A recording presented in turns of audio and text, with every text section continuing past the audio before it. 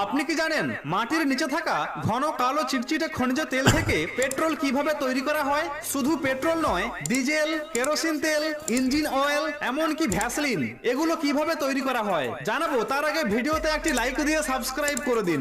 সবার প্রথমে মোটা চিটচিটে গাঢ় কালো কাঁচা তেল খনি থেকে তুলে এনে 370 ডিগ্রি সেলসিয়াস তাপমাত্রায় ভালো করে ফোটানো হয়। তারপর সেই ফুটন্ত তেল থেকে বেরিয়ে আসা বাষ্প একটি লম্বা আবদ্ধ টিউবের মধ্যে প্রবেশ করানো হয়। টিউবের ভেতর সেই বাষ্পের মধ্যে থাকা হালকা মলিকুলস গুলো উপরে উঠে যায় এবং ভারী মলিকুলস গুলো নিচে পড়ে যায়। এবার সেখান থেকে সবার উপরে পাওয়া যায় পেট্রোলিয়াম গ্যাস, যা সিলিন্ডারে ভরা হয়। তারপর পাওয়া যায় পেট্রোল। তারপর থাকে ন্যাপথা, যা দিয়ে প্লাস্টিক তৈরি হয়। তার নিচে থাকে প্যারাফিন, যা দিয়ে কেরোসিন তেল এবং ভ্যাসলিন তৈরি হয়। তার নিচে পাওয়া যায় ডিজেল। তারপর পাওয়া যায় ফুয়েল অয়েল, যা ইন্ডাস্ট্রিতে কাজে লাগে। এবং তার নিচে পাওয়া যায় লুব্রিকেটিং অয়েল অথবা ইঞ্জিন অয়েল। আর সবার শেষে থাকে বিটুমিন বা তারকোল।